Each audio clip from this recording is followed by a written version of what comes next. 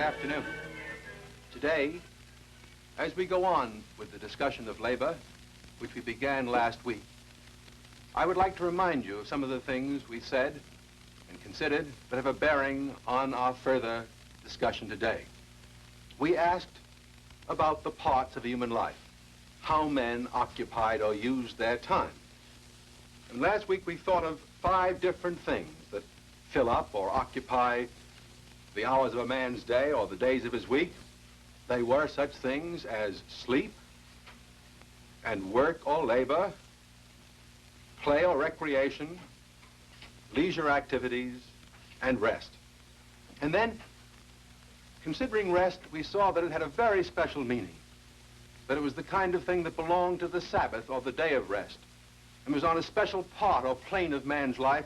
And so, for the time being at least, we eliminated rest from our consideration. We were left with the other 4, and we asked ourselves again the question, is a man's life divided into 3 or 4 parts? And this question turns upon our understanding of the difference between work and leisure on the one hand, and leisure and play or recreation on the other. And that is our problem for today. The interest in this problem of work, play, and leisure was very great indeed, as Mr. Luckman and I seem to find in the letters. In fact, he and I have selected 3 or 4 letters that we think will help pose this problem for us as we start today. And I'm going to ask Mr. Luckman to read some of these letters to you. I'd like to consider them all, make some notes as he reads them, and answer them as a group. Lloyd, will you read some of these letters that we picked out? Very well. The first one is from Mrs. Prentice Goldstone, whose home is in Mill Valley. And she writes, "For many of us, much of our leisure time is spent in performing duties, which because of their nature, seem more like work. Is this time thus spent actually considered leisure?" That distinction she makes there between things we have a duty to do and things we don't have to do because there's no duty suggests that work is dutiful. Yes. And then, by the way, we got another question that I just remembered in which someone said that all her time, Miss Dane said, all her time is divided into duty and sleep. Notice duty as opposed to sleep. Well, good emphasis. Then there's this question by Mrs. Helen Whitten, whose home is in Berkeley. She says, "Work as that activity for which there is monetary compensation is easily understood. But," she asks, "are there not other activities which are called work, for which there is no compensation, monetary or otherwise?" Now, how would you describe these activities is her question. Yeah, but her point is that compensation perhaps is not sufficient as a mark or sign or definition of work. There are other activities that feel like work even if you aren't compensated. That's her point. And then there are 2 more which seem to raise the same sort of problem for you to consider. I would gather from these questions that you still have a lot of explaining to do for our audience concerning labor and leisure. Now, both of the questions that I'm going to read to you now have their bearing on domestic duties. And I'm glad to say that one is from a husband and the other is from a wife. Good, good. And they want to know whether these duties are work or leisure. Mr. Gordon Kohler, here in San Francisco, writes, "Is there not actually a 4th part of time involving the care and instruction of one's family? I assume that leisure, rest, and play presuppose a free exercise of one's will. Since the time devoted to family duties are obligatory, does the average man, the average family man, have any time for leisure and rest?" I gather again that the same point is coming back. The distinction between duties, domestic or otherwise, as opposed to the things we are free to choose to do or not to do as we please. Plus compensation. Plus compensation. And then Mrs. Broderson in Napa says, "Would you please make the meaning clear of leisure as opposed to labor when applied to housework? I prefer housework as a labor of love to working for a compensation. Am I not correct in calling it leisure then? At least as it's applied to me," that's Mrs. Broderson. And these are the 4 questions. Well, I think those are extremely good, Lloyd, because I think they advance the discussion. As I see the main point each of these 4 letters making, somewhat differently each time, is that the distinction that everyone feels between work and that which is not work is that whether or not something is compensated, if it is necessary, if it is compulsory, if it's something we have to do, we call it work.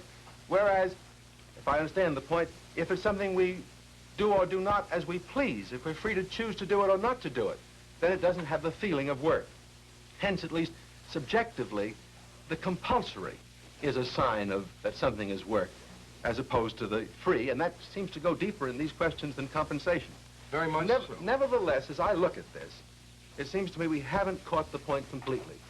Because I don't think that duty or obligation by itself is a sign of work. For example, I would say all men have a duty to pursue the truth.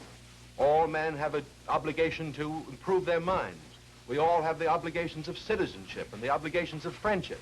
These things are obligatory upon us, and yet the fact that a duty is involved doesn't make them work, and they certainly aren't play. Hence, on the side of, we have to find something else that distinguishes leisure from work and leisure from play, since duty seems to be present perhaps in both work and leisure. Now, our whole aim today is to get clarity on this very question. And I should like to see if I can, it's a difficult one, I hope you'll bear with me, as I see if I can get some of these meanings a little clearer. It takes time, and if you're patient, I hope you are, perhaps we can make some progress.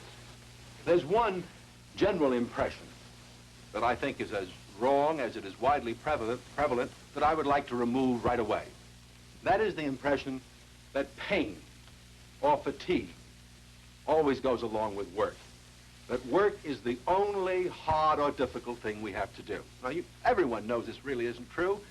I mean, we certainly accumulate fatigue when we play any game very hard, any physical sport, and sometimes sitting in the movies is quite fatiguing. And there are other things that are painful. I would regard thinking. I always regard thinking as a leisure activity, and yet I must assure you I find thinking very painful indeed to do. It's a hard thing to do. I don't call that work. So that pain and fatigue are not the signs of work. Now, last time, and the thing that provoked these questions was the remark I made that compensation is the clear sign of that which is labor. I'd like to return to that point and pick it up just a little, see if I can carry it a little further forward. Let me define work for a moment as that which we must do in order to obtain our subsistence, that which keeps us alive, the goods we have to consume. And so, if it is that which we must do in order to obtain our subsistence, then for the work we do, we must be compensated, either directly in the form of consumable goods or with the money with which we buy consumable goods and the services we need. Let me test this definition out for a moment. Imagine a man, if you can think of one, who has enough wealth stored up so that he's absolutely secure, imagine this now, absolutely secure for the whole of his life with regard to having a plentiful supply of the means of subsistence. Now think about this man a moment. Would you say that he would work? Could anything he do that he did be described as work? I say the answer is no.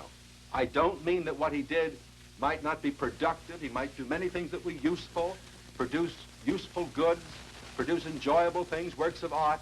But because he was secure in his supply of the means of subsistence, I think we should not say that that man worked or labored. And if there were a whole society thus secure in the possession of goods and services, that whole society, I say, would be free from work. Such a society, of course, has never existed on Earth, except in the story that belongs to Christian dogma.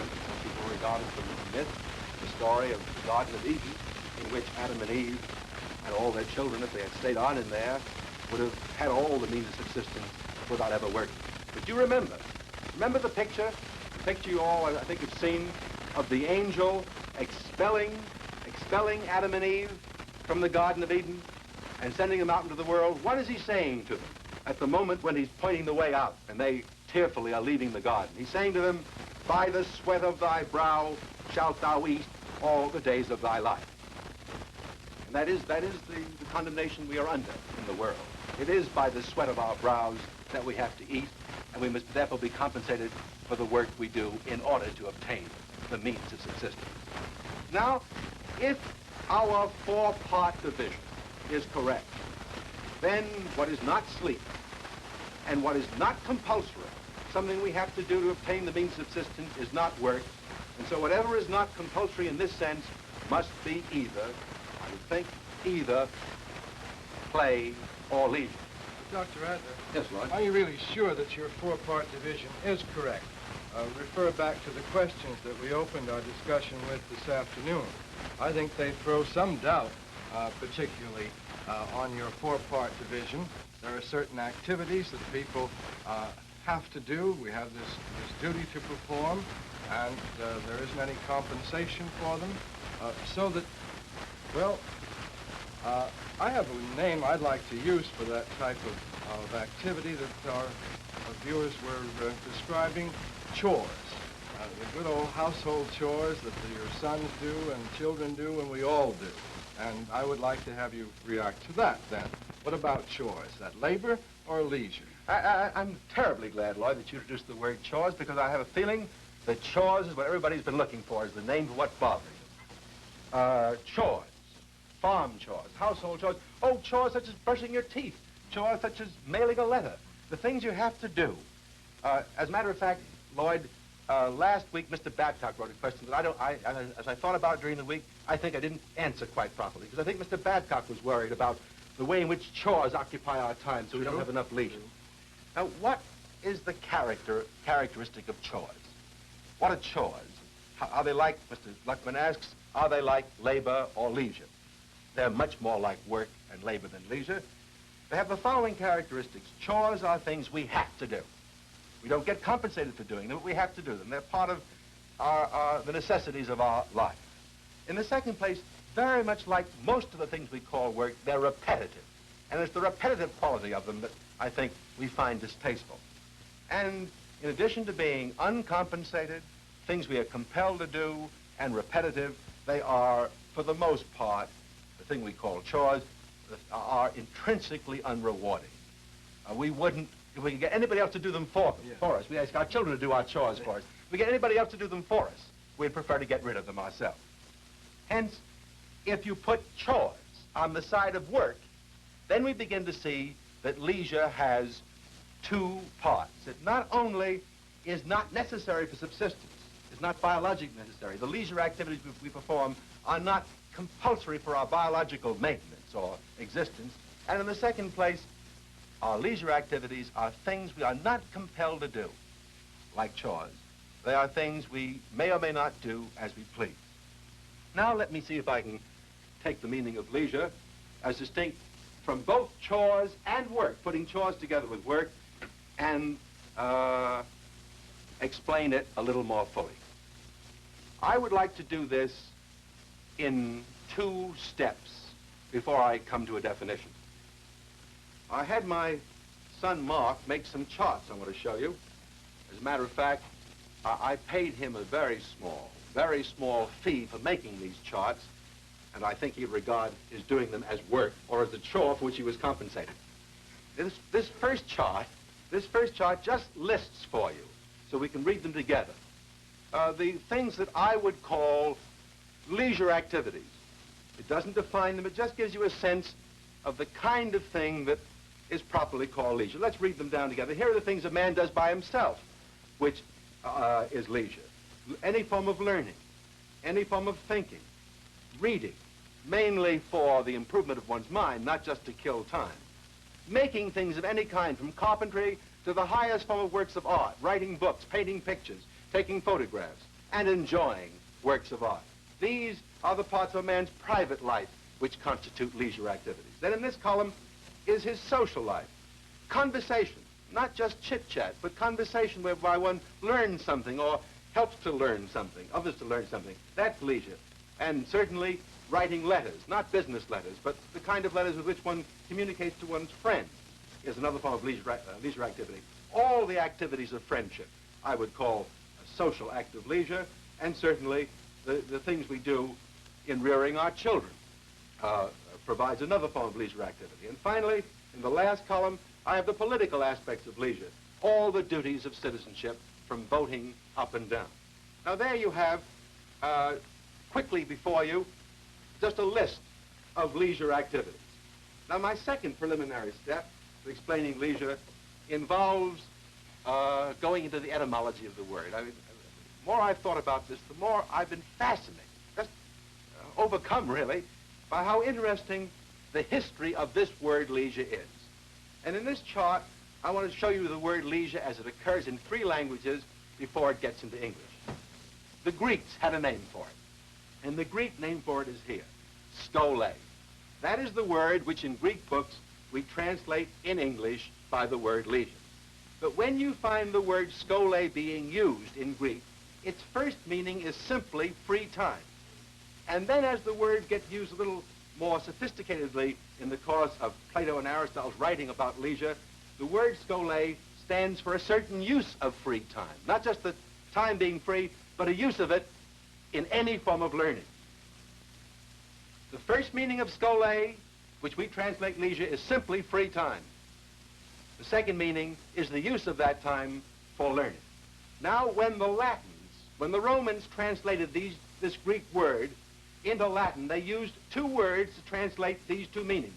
They used the word otium, which means empty, vacant, for the free time meaning of skole. And they used the word schola for the learning meaning of skole, and it is from the word schola that the English word school comes. Notice, the Greek word for leisure becomes through the Latin the English word school. Now when you take the English word leisure, we have 2 meanings that we only have 1 word for. The meaning of otium, or free time, we translate, when we say by leisure, we simply mean leisure time.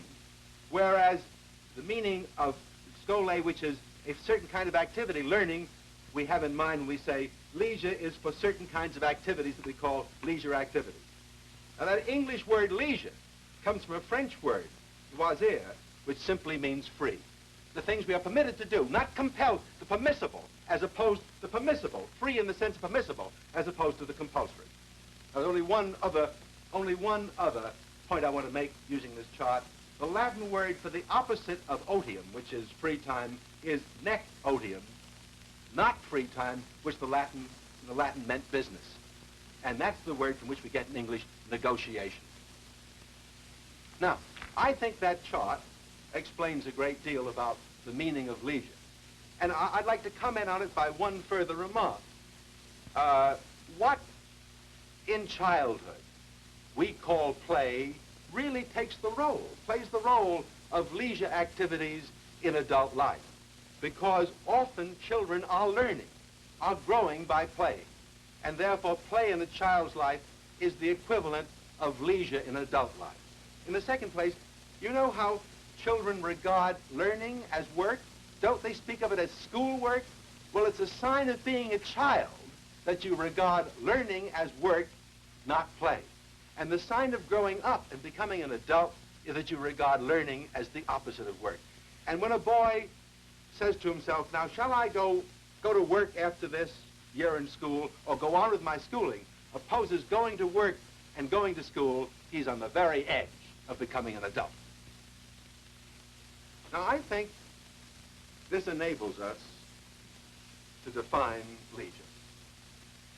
I would like to define leisure as consisting in all those activities by which the individual grows morally, intellectually, and spiritually, through which he attains personal excellence and also performs his moral and his political duties. I want you to notice that the element of obligation or duty is not removed from leisure. The leisure activities I listed before consist of things we ought to do, but they are also things we may or may not do as we please, unlike chores, Lloyd, or work. We are free to do them or not, as we are free to do many things or not do many things that we ought to do. Whereas play, as opposed to leisure, consists of things of those activities we may or may not do as we please, but attached to which there is no ought. There is no compulsion about play. There is no necessity to play. Now, perhaps I can summarize this by showing you two ways in which we can consider altogether now play, labor, and leisure. I have two more charts in succession I should like to show you that I think will very nicely summarize these three meanings in connection with one another. Let's look at this third chart now. Here in three columns we have play, work, and leisure. And play, if you look down this column, you will see, is of two sorts. There's the kind of playing which we do just for amusement. It is amusement that I'm talking about, and those we seek simply for pleasure. Sometimes we play not just for pleasure, but our play is a form of recreation. And if you look at the word recreation, you'll see that what it means is we recreate our energies by doing this. We recuperate from fatigues. Now, this kind of play is useful. It's just like sleep, as a matter of fact, because by sleep we also recuperate our energies. Recreation is that sort of play. The other kind of play is just for pleasure. In contrast, work is something necessary for subsistence and is extrinsically compensated. It consists of the useful things we do, the means to an end. And chores, that we talked about before, belongs in the column with work. And in the third place, leisure consists of those things which are desirable for self-development and are intrinsically worthwhile. Now, as you look at those three, you see here an ascending scale of values. Play, which is merely the pleasant, is a less important activity than work, which is useful, serves an end. And work is finally less important than leisure activities, which are intrinsically rewarding and virtuous, ennobling, making a man good as a man. Here, then, we go up from play to work to leisure, and leisure consists of the highest form of human activity. Now, let's look at one more chart to complete this summary. I put them in a different order this time. Here is work and play. Here are work and play at the two extremes with leisure in between. And I want you to see in this chart why it is that we tend to confuse leisure with play sometimes and leisure with work other times. And I put, by the way, I put under work both labor for compensation and chores, thinking of this point we've just added to our consideration today. There are two criteria, or two aspects of it now. We are morally obligated to do these things, and in addition, we have no freedom about them. We must do them. We have no choice. And sometimes when they're labor as opposed to chores, we are compensated. Go to the other extreme now to play. Play as amusement, not play as recreation. We have no moral obligation to play, and we have utter freedom about playing or not playing. These are the things we may or may not do as we please, and they are simply pleasant activities. But leisure is intermediate between work and play. It is something like work and something like play, because all of the leisure activities I've talked about today are things which we have a moral obligation to do. Learn, read, political duties, the duties of friendship. We have a moral obligation to do them, but unlike labor or chores, we have freedom. Though we are morally obliged, we may or may not do them as we please. And so you see how leisure sometimes looks like work and sometimes looks like play. No one, I think, ever confuses chores and work on the one hand and play on the other. But leisure, which falls in between them, is sometimes confused with the one and sometimes with the other. Now, there still remains a shadowy line between work and leisure, not merely for the reason that I pointed out in this last chart, but for another reason. Let me mention it as something we want to consider as we go on next time. There are many things that men do for which they get compensation. Many things that men do for which they get compensation, which they would do even if they were not compensated for doing. They would feel morally obliged to do them, and they would wish freely, they would freely choose to do them, even if they had secured them all the means of subsistence. It is this fact that causes the line between labor and leisure to be very shadowy indeed. And the only way we can get this clear is to consider, as I propose that we do consider next time, the distinction in the various kinds of work, from what I'm going to call at the very lowest level the forms of drudgery, up to the highest forms of labor, which have the greatest dignity, the kinds of things that men would do even if they had all the wealth in the world. That is our problem for next time. I think, Lloyd, there's still time for a question or two. We had some other questions. Oh, indeed. We had talked about. Let's have one or two if we can complete the discussion with them. Fine. The first one I'd choose would be that by Mr. Gabby, James D. Gabby in San Francisco. He asks, shouldn't there be a limit to the amount of leisure that a working man is asking for, the working man is asking for, since many of them have not had the opportunity to develop the type of leisure activities which promote mental growth? My answer to Mr. Gabby is no. I think that the problem is one for liberal education to solve. In fact, the chief problem in our day for liberal education is how to prepare men, the men that now have leisure, for the proper use of that time. We ought to give men more and more free time and also prepare them better and better to use their leisure. That is the problem of liberal education in the 20th century in America. Here's another angle on that same problem as you've answered it, Dr. Adler. This question is from John J. McGovern, also, well, from South San Francisco.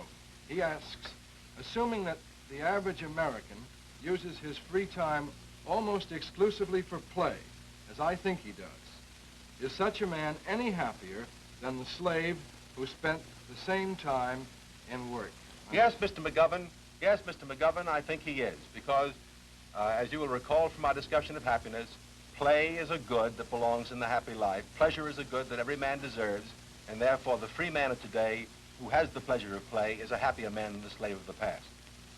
I hope that next time we shall have some more of these excellent questions to consider as we go on with the discussion of the kinds of work.